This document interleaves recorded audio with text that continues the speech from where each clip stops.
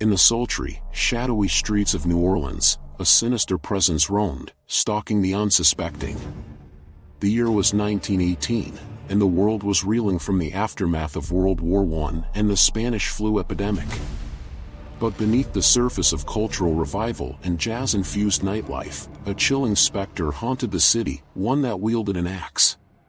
The chilling case of the Axeman of New Orleans is not just another story of a serial killer, it encapsulates a mystery that has sparked intrigue and dread for over a century. As you dive deeper into this haunting saga, you will encounter twisted realities, eerie messages, and an unsolved enigma that continues to send shivers down spines. What if I told you that amidst the jazz melodies and the vibrant life of New Orleans, whispers of terror echoed through the night? The Axeman's reign of terror began suddenly and without warning, collapsing the sense of safety that enveloped this vibrant city. Picture this, a peaceful neighborhood, awash with the sounds of crickets and laughter, suddenly interrupted by a brutal act of violence. It's enough to make anyone wonder, how did a city celebrated for its fun and festivity become the playground of a killer? The Axeman's first confirmed killing occurred on May 22, 1918, when a young couple, Joseph and Catherine Maggio, were brutally attacked in their sleep. The killer, wielding a horrifyingly mundane axe, struck viciously, leaving behind a scene that looked as if it had been ripped from a nightmare. But why would the Axeman choose such a gruesome method? What was his motivation? Keep watching, because within the shadows of this story lie answers that will astound you. Unbeknownst to many, the Axeman's brutality was just the beginning. Alongside shocking murders, there was an eerie air of enigma enveloping the case. As the killer left behind no clues, a wave of panic washed over the city, sparking a frenzy among terrified residents. With each murder, fear infiltrated households, and no one felt safe, not even the police. Despite their best efforts, the authorities found themselves entangled in a web of confusion. Could it be that the Axeman was more than just a figment of collective fear? Could he actually possess an almost supernatural ability to evade capture? What makes this case even more perplexing is the Axeman's surprising sidestep into the world of communication. Just when the police thought they were grasping the situation, a letter showed up at a local newspaper, signed by none other than the Axeman himself. Yes, you heard that right, he wrote to the editors. He claimed that he was a red-blooded American and announced his intention to spare anyone playing jazz music in their homes. It's unfathomable, right? Imagine living in a city where a serial killer gives you a day off if you play his favorite tunes. This letter sent a chill through the city, and suddenly the Axeman became an enigma wrapped in a riddle. But why jazz music? The once celebrated genre suddenly turned sinister.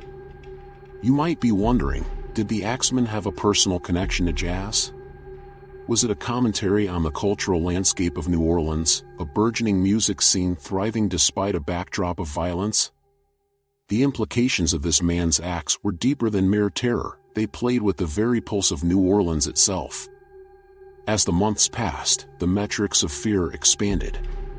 Victims began to accumulate like dark chapters in a told but untold story.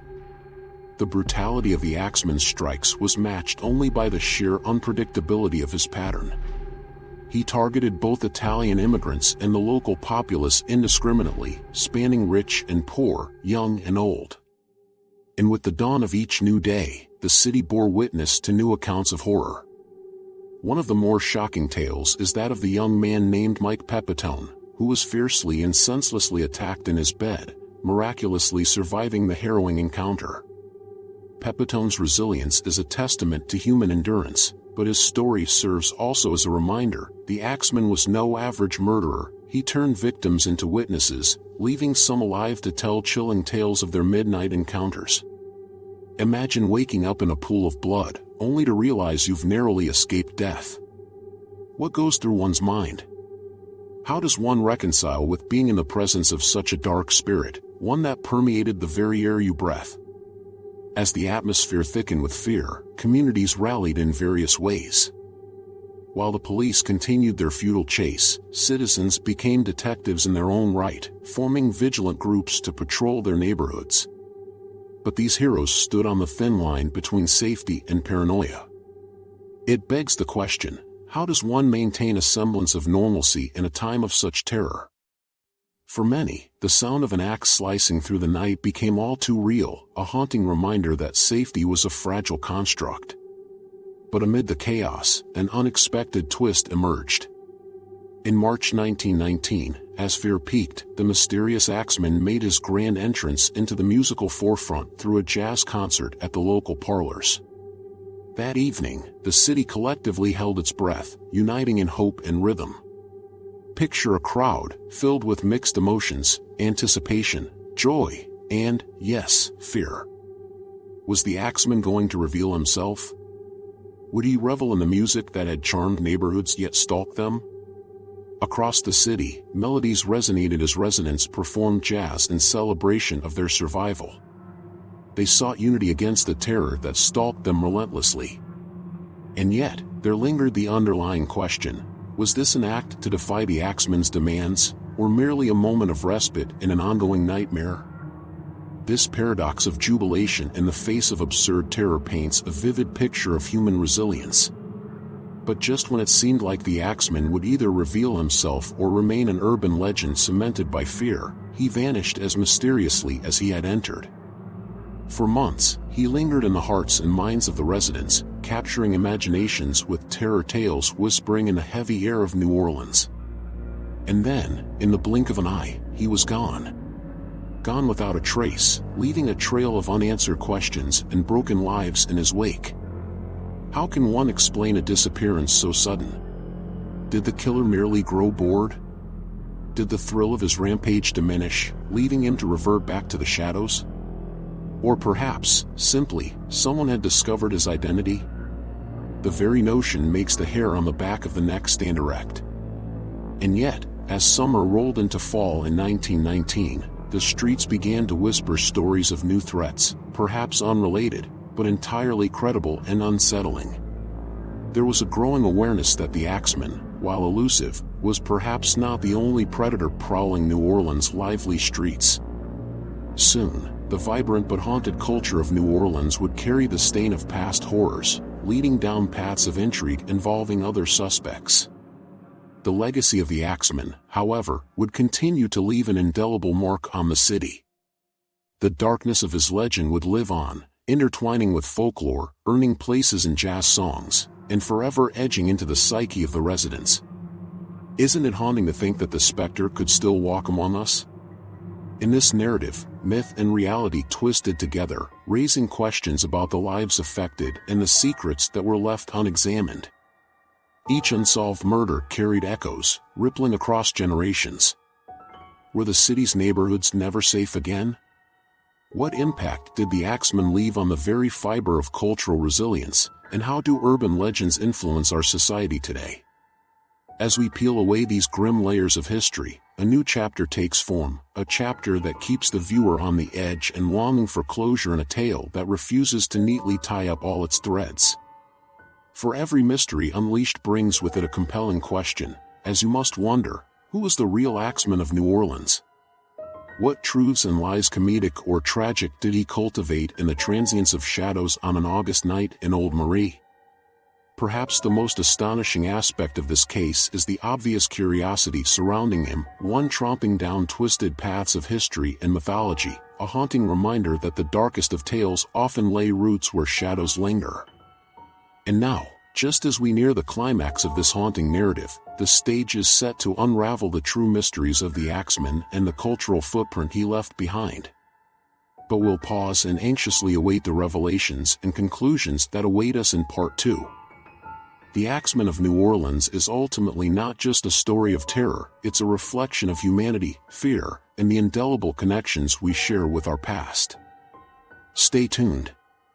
As the world turned its gaze away from the terror that had gripped New Orleans, shadows danced across the cobblestone streets, whispering remnants of unresolved dread. The city, vibrant and full of life, bore an undercurrent of unease, a palpable sense that evil could emerge from the darkness once more. Just how did a killer so crafty slip into the annals of urban legend without ever being captured? The answers are layered in the fabric of a city steeped in superstition, jazz, and unending resilience. In 1919, as the last echoes of the Axeman's violence faded into the background of public consciousness, the allure of mystery only grew more compelling. With each story told over bowls of gumbo and glasses of Abita beer, the legend of the Axeman became not just a chilling cautionary tale, but an intricate tapestry woven into the culture of New Orleans itself. Through this lens, the urban myth began to transform into folklore, each retelling a jazz riff of its own, improvising upon the stark brutality that once gripped the city in fear. Gossip about the Axeman created a fragmented mosaic of speculation, reality, and fantasy. The lack of closure in his case allowed locals to weave fascinating theories. Some believed he had been a part of the seedy underbelly of New Orleans, perhaps a mob hitman, drawing connections to the Italian immigrant communities he had targeted. Others thought he could have been a deranged musician, embodying the very music he seemed to admire, taking refuge among the drunken revelers playing their tunes each night while he devised his next horrific plot. With the growth of the legends came interpretations through art forms, cementing the Axeman's influence on New Orleans' cultural landscape. Romanticized depictions in novels, stage plays, and even cabaret routines began to flourish, transforming this relic of fear into something almost theatrical. Suddenly, the spectral figure that once haunted dreams found new life within the colorful imagination of a city that revered its storytellers. The dark irony was astounding. Through art and community resistance, a killer became a medium, inspiring instead of instigating fear. Jazz musicians, ever the alchemists of sound, even began to weave the Axeman into their lyrics. The very rhythms that had once been a refuge from chaos became a haunting echo, songs telling tales of life interrupted, love lost, and lingering malice in the warm evening air. Many riffs, particularly those that emerged from the clubs of Storyville, the city's infamous red light district, began to include motifs about the Axeman. The lively atmosphere clashed starkly with the grisly narrative, an act of rebellion that resonated deeply with a community in search of its identity amidst turmoil. And yet, as the years passed, the library of police records remained thick with unexplained disappearances and unsettling events that seemingly conjured the memory of the Axeman. Each summer brought whispers of unsolved murders carrying eerie similarities to his reign. Lurking in town, detectives and ghost hunters alike began to pick up on strange waves of energy. Could it be that the Axeman had never truly left? With each passing report of violence, excitement and dread mingled, sending shivers down the spines of both true crime aficionados and casual observers alike. Fast forward to the mid-20th century. Descending upon a saturated backdrop of burgeoning hip-hop and heavy metal lifestyles, the Axeman's ghostly shadow still lurked in the alleys and midnight clubs of the Big Easy, reminding New Orleans of its haunted past. With each new generation, the legend proved adaptable, earning a space in pop culture as shows, documentaries, and even internet forums honed in on the twisted intricacies of his crimes. His memory became a canvas on which to paint new interpretations of fear, fascination, and escape. But it wasn't only modernization that kept the Axeman alive. The spirit of the city thrived on both memories of resilience and the haunting scars of unresolved violence. Communities had found ways to transform both the darkness and the spirit of the jazz age into celebrations of life. Rather than bury the past, locals would gather every anniversary of the Axeman's infamous letters, complete with jazz parades in his name, more of an exorcism than a festival, reminding themselves that together they could confront their fears. Each year, the streets would erupt with saxophones blaring, trumpets soaring, and voices raised in triumphant chorus against the specter of their history. In those moments of jubilation, the crowds were reminded of their ancestors who had weathered storms of trials and treachery, and they reaffirmed their belief that the spirit of New Orleans can never be extinguished. The mysterious allure of the Axeman became less a specter of fear and more a calling for the vibrant culture that transformed pain into art, memorializing those who had lost their lives to violence while celebrating survival. While the city sought to wrap a musical embrace around the haunting past, question loomed larger than shadows. Would the killer ever be apprehended? Recent advances in forensic technology brought new hope to cold cases, promising a painstaking revisiting of lives cut short and disrupting their peace forever. Could old DNA samples yield fresh leads?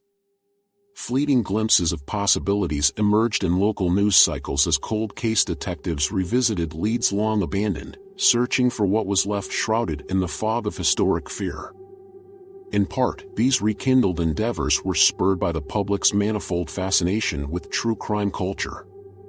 With podcasts and docuseries thriving, amateur detectives have uncovered historical truths intertwined with modern perspectives, re-examining every detail, letter, and rumor surrounding the Axeman. Could the killer have left behind clues beyond the gruesome realities of his attacks? The allure grows dazzling, a tangle of facts and folklore, ripe for exploration, rife with unanswered questions. In the most unexpected twist, occasional reports of modern-day Axeman sightings trickled in, urban explorers sharing selfies with parked cars and abandoned places, flashing smiles against the eerie backdrop of once abandoned homes and street corners. Perhaps, they mused, the Axeman's ghost dwelled here, watching as lost souls wandered within the soothing embrace of smoking jazz themes and bluesy laments. As wooden floors creaked in dimly lit parlors, patrons would conspire softly about the Axeman, transitioning from mere gossip, intrigue, and speculation to an essential ritual, a tribute to all the souls snatched away.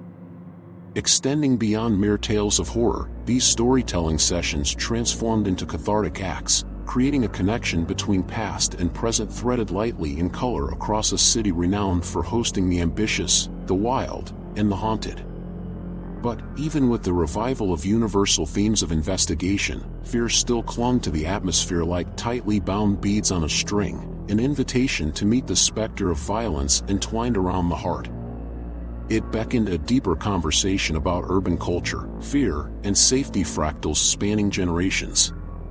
By recognizing the consequences of violence in urban settings, inhabitants of New Orleans became engaged participants in a dialogue that transcended generations.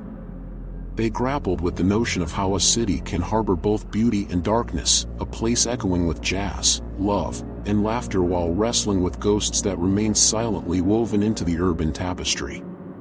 In the end, who was the real Axeman of New Orleans? Was he an embodiment of societal failures, the ubiquitous specter of violence that resonates in any city, or merely a lost soul seeking solace through chaotic cruelty? Each haunting melody played on the streets acts as a reminder of the unresolved legacy and the quest for redemption. So, as we journey through the corridors of time, it is critical to remember the lessons whispered through the jazz-infused air. The Axeman was more than just a monster lurking in the cool night. He served as a symbol, the contradiction of safety and danger in an ever-evolving world, mirroring the dichotomy of humanity's innate fear of the unknown while pushing against the need for connection amid discord. Let the diaphanous sound waves of jazz echo through the ages, linking every note to the complex narratives entwined in this haunting tale, a timeless route toward understanding both resilience and vulnerability. After all, while the Axeman may have stalked the streets of New Orleans long ago, his presence lingers still, urging stories to be told, bringing forth a collective soul's growth, an invitation to savor both music and the swirling mysteries rooted within a living, breathing legacy.